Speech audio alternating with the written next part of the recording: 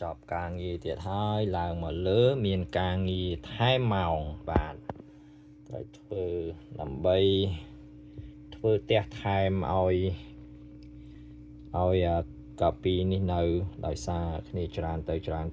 ហើយវានៅជាងឆ្អៀតហើយឥឡូវមានកូនដែលតាពីធំឡើងនៅក្នុងបន្ទប់ខ្លះទៀតហើយកាពីនេះគឺខ្ញុំទិញញី5ឈ្មោល3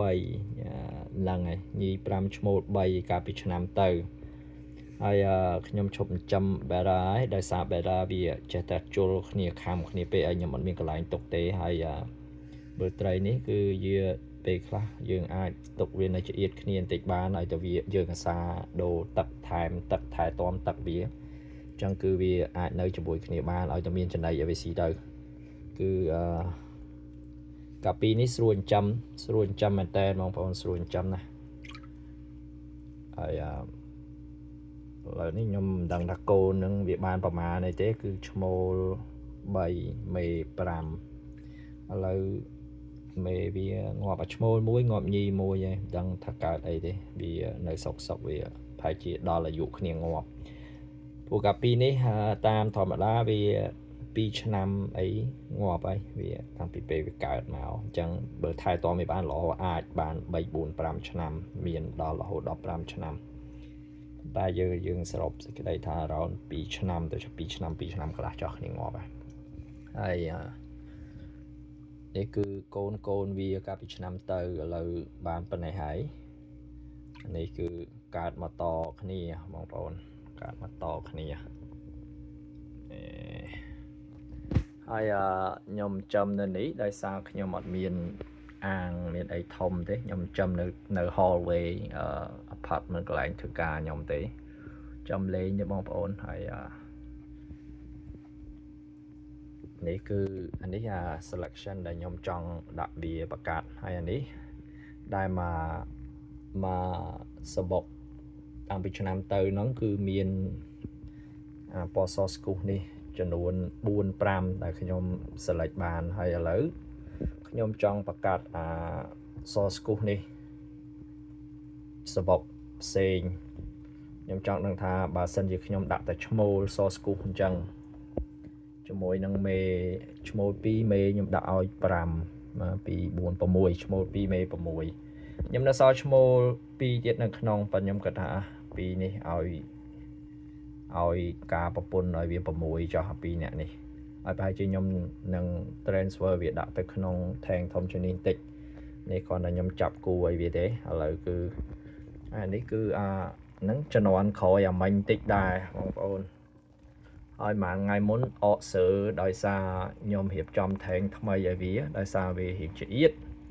ខ្ញុំរៀបចំ tank ថ្មីនៅក្រោមនេះបងប្អូនខ្ញុំរៀបចំ tank ថ្មីនេះគឺអានេះតែពីដាក់ផ្សំមិនមែនអាហ្នឹងទេគឺមួយនេះគឺខ្ញុំដាក់ tank នឹងភ្លាមយកទឹកចេញពីក្បាលម៉ាស៊ីនមកភ្លាមហើយទឹកវាអត់ក្រហមអញ្ចឹងទេទឹកសអញ្ចេះទេ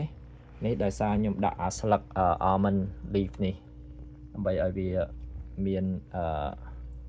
គុណភាពទឹកដែលវាស័ក្តិសមជាមួយ tropical fish វាល្អនៅហើយខ្ញុំដាក់ទៅវាឡើងរៀងក្រហមចេះបន្តិចហើយខ្ញុំដាក់បានតែមួយថ្ងៃខ្ញុំក៏បញ្ញាពេកខ្ញុំដួសប្រហែលជា20-30កូនយកមកដាក់ក្នុងហ្នឹងចាប់ស្អែកឡើងឃើញគ្នាចាប់ផ្ដើម slow លែងសូវហែលខ្ញុំមើលទៅធំស្រួលខ្ញុំក៏ដួសទាំងអស់ដាក់ឡើងវិញពេលហ្នឹងក្រោយមកមានងាប់ប្រហែលជា 2-3 នៅក្នុងថេងហ្នឹងហើយឡើងទៅលើវិញវាងាប់ប្រហែលជា 4-5 ទៀតប្រហែលជារាប់ទៅប្រហែលជា10ក្បាលជាងងាប់អាហ្នឹងដោយសារខ្ញុំដួសពីលើមកដងប្រហែល20-30ដាក់ក្នុងកំប៉ុងមកខ្ញុំយកមកចាក់ចូលហ្មងខ្ញុំដឹងដែរថាវាមិនត្រូវធ្វើអញ្ចឹងប៉ុន្តែយើងដូចជាយើងប្រហែសពេកដោយសារកូនយើងវាមានច្រើនពេកដែរក៏មិនដឹងដែរយើងប្រហែសពេកអញ្ចឹងធម្មតាត្រីដើម្បីយកមកលែងនៅក្នុងថេងថ្មីជាពិសេសទឹកក្បាលម៉ាស៊ីនយកមកគឺវាមិនល្អសម្រាប់ត្រីនៅទេយកល្អ run វាចោល ឲ្យបាន3ថ្ងៃសិនបានល្អ run filter ពពុះអញ្ចឹងទៅ3ថ្ងៃអីទៅវាល្អនៅហើយប្រឡែងត្រីកុំដួសយកមកកំប៉ុងយកមកចាក់ចូលឈូហ្មងគឺដួសវាមកកំប៉ុងមកយើងយកមកត្រាំនៅនឹងសិនដើម្បីឲ្យ temperature វាសីតុណ្ហភាពវានៅស្តៀងគ្នាសិនត្រាំប្រហែលជា10 minute អីទៅហើយចាប់ផ្ដើមបាចទឹកថ្មីហ្នឹងចូលទៅក្នុងកឡហ្នឹងម្ដងតិចមួយផ្លែតយើងប្រហូរទឹកចូលតិចដើម្បីឲ្យវាស៊ាំជាមួយទឹកថ្មីទើបយើងប្រឡែងត្រីហ្នឹងទៅទើបវាមិនងាប់ប៉ុន្តែខ្ញុំដឹងដែរករណីអស់ហ្នឹងប៉ុន្តែយើងគិតថាអាកាពីនេះ die hard មិនងាយងាប់ឯងយើងក៏ធ្វេសប្រហែសយើងដួសមកចាក់អញ្ចឹងលទ្ធផលងាប់អស់ 4-10 ហើយមួយនេះគឺងាប់ក្រោយគេដែលខ្ញុំមិនទាន់បានយកវាទៅចោលទេខ្ញុំឃើញវាសើមិនទាន់ងាប់ខ្ញុំដួសដាក់កំប៉ុងផ្សេងឥឡូវវាងាប់ហើយ sorry ហើយដោយសារវាឆ្អៀតពេកបងប្អូនមើលចុះនេះមើលកូនចុះអានេះគឺមានលាយគ្រប់ពណ៌ប៉ុន្តែពណ៌ orange នេះច្រើនមែនតើ orange ហើយនឹងមាន orange ហើយនឹងខ្លួនរៀងកាឡាពណ៌មាសតិចហើយខ្ញុំរើសបានយកមកធ្វើពូជបានល្អមួយចំនួនដូចជាមួយនេះអីគឺល្អណាបងប្អូនជាមួយនេះអីគឺខ្ញុំពង្រីកឲ្យបងប្អូនមើលនេះអីវាលាយពណ៌អីស្អាតហើយកតុយវែងនេះសិតតែខ្ញុំទុកធ្វើពូជវាតទៀតខ្ញុំរើសបានអញ្ចេះប្រហែលក្បាលដែរច្រើនគ្រាន់ដែរដែលខ្ញុំនឹងទុកធ្វើពូជខ្ញុំនៅក្នុងនេះគឺមានល្អនឹងច្រើនបងប្អូន 3-4 ក្បាលហើយខ្ញុំមានសស្គុះនេះប្រហែលជា 4-5 ក្បាលសិតតែខ្ញុំទុកធ្វើពូជហើយខ្ញុំសង្ឃឹមថាអានេះពេលវាកាត់ពូជបានមកគឺវានឹងមានសសុទ្ធនឹងច្រើនដោយសារខ្ញុំចង់បានសស្គុះនឹងច្រើនហើយដូចជាពណ៌អញ្ចឹងអីគឺនេះបងប្អូនខ្ញុំឆ្លាញ់ណាពណ៌រៀងប្លែកលាយគ្នាលេខកើតអញ្ចឹងគឺខ្ញុំឆ្លាញ់អានេះសលាយខ្មៅបងប្អូនហើយអាហ្នឹងមកថងនេះខ្ញុំយកទៅដាក់នៅក្រោមតែថាងាប់អស់ 4-10 ខ្ញុំចាប់ឡើងមកវិញឥឡូវមានឃើញងាប់ 2-3 ទៀតអញ្ចឹងសរុបទៅងាប់ប្រហែលជា 15ខ្ញុំអាចសង្គ្រោះបានទាំងអស់វិញហើយឥឡូវអានេះខ្ញុំតេស្តថ្ងៃនេះចូលថ្ងៃទី 4 នេះខ្ញុំតេស្តប្រឡែង 2 កូនចូលប៉ុន្តែខ្ញុំប្រឡែងតាមបច្ចេកទេសខ្ញុំអត់ប្រឡែងប្រទេសផ្ដាស់ទេឥឡូវឃើញវាហែលលេងពេញហ្នឹងខ្ញុំសង្ឃឹមថាវាអត់ងាប់ទេឥឡូវអាពីក្បាលនេះខ្ញុំមកធ្វើតេស្ត sorry សង្ឃឹមថាទឹកហ្នឹងវាអត់មានបញ្ហាអីហើយនេះគឺកូនឈើដែលខ្ញុំចាប់ផ្ដើមបបែកវាគឺកូនដើមJava Fern ហើយខ្ញុំចាប់ផ្ដើមបបែកវាហើយពួកខ្ញុំចង់បានវាច្រើនពួកខ្ញុំកន្លងមកខ្ញុំដាក់អានេះខ្ញុំដាក់ Java Moss អានេះគឺ Java Moss បងប្អូនអានេះគឺស្រួលដាំណាគឺបងប្អូនដាក់បោះទៅក្នុងទឹកហ្នឹងទៅវាដោះខ្លួនឯងឲ្យខ្លួនឯងគ្រាន់តែថាបើយើងបោះវាកតិចយើងវាពិបាក clean ពេលយើងបូមទៅអាកតិចស្មៅទូចវាហ្នឹងវាចេះតែចូលទៅក្នុងទៅយកបូមហ្នឹងអញ្ចឹងយើងវាតាក់ពិបាកបូមអញ្ចឹងខ្ញុំប្រអងដាក់អាហ្នឹងហើយគ្រាន់តែខ្ញុំចង់ទុកពូជវា anyway Java Fern នេះកាលមុនខ្ញុំទិញមកចិបទេ$8ឥឡូវខ្ញុំមានច្រើនដែលប្រើមិនអស់ផងអានេះខ្ញុំសិតធុងសាគូទេខ្ញុំគ្រាន់តែដាំដើម Java Moss នឹងលេងទេហើយអានេះក៏មកសបុកទៀតដែរបងប្អូនខ្ញុំចង់បង្កើតអានេះគឺខ្ញុំមានឈ្មោលស្អាតមែនតើអត់ដឹងថាបងប្អូនអាចមើលឃើញអត់ទេតាណាទេមើលសុំមើលរូបរាងបន្តិចទៅមើលតាណាអស់ហើយអូនោះគេទៅពួនគេនោះបងប្អូនមានពពុះមើលមិនសូវឃើញទេអានេះស្អាតជាងគេបងប្អូនមានតែមួយគាត់ស្អាតជាងគេក៏ទុយ V ស្អាតហើយពណ៌លាយគ្នាអាហ្នឹងខ្ញុំចង់យកវាមកធ្វើមេសង្ឃឹមថាកូនជំនាន់ក្រោយមានបែបចង់ច្រើនដែលខ្ញុំស្រឡាញ់ខ្លាំងមែនតើក្បាលនេះបងប្អូនថាមើលអត់ឃើញទេក្បាលនេះវាស្អាតខ្លាំងមែនតើកតុយវាអីស្អាតណាស់ពណ៌កតុយពណ៌អីគឺស្អាតមែនតើ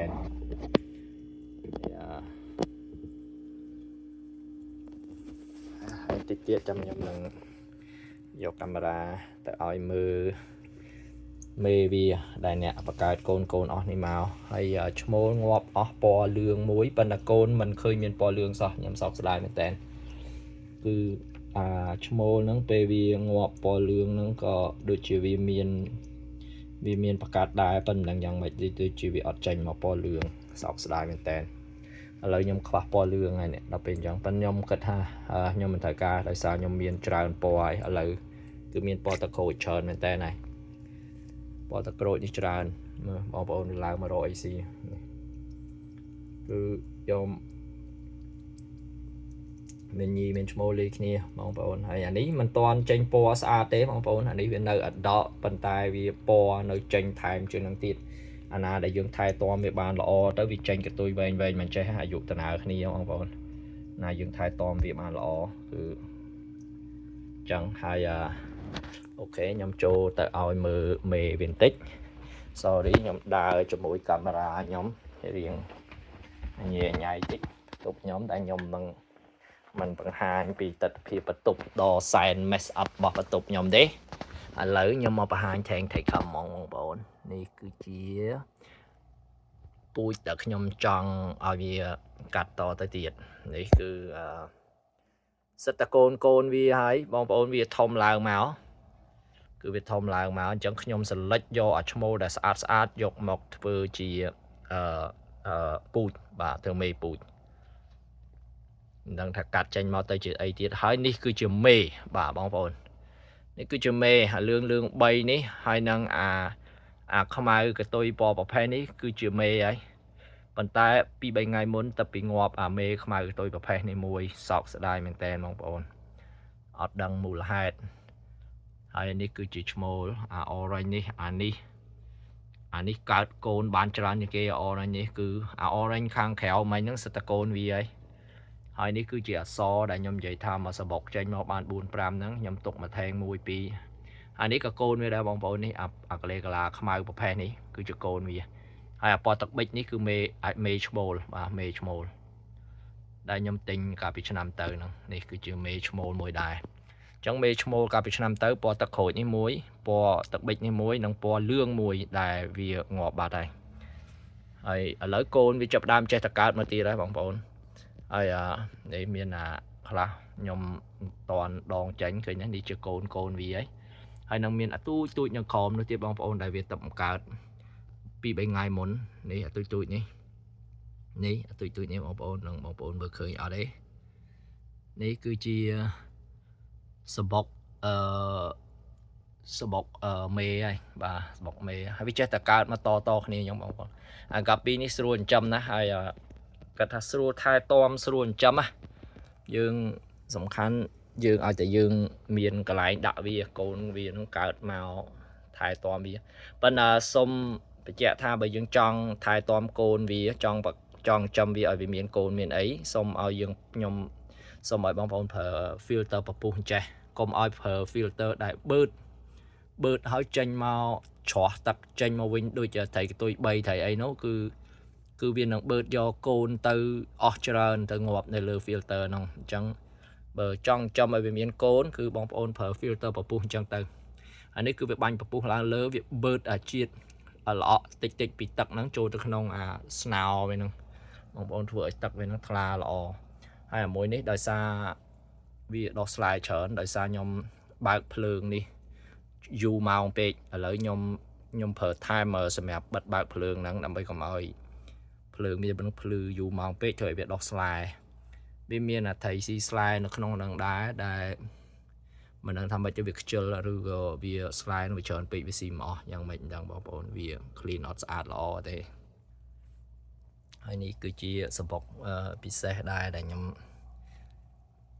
សម្រាប់ឲ្យវាកើតកូនទៅជំនាន់តទៀតហើយត្រៀមតែចំណីទុកឲ្យវាស៊ីទៅហើយនេះគឺជាដើមឈើដែលខ្ញុំចេះតែ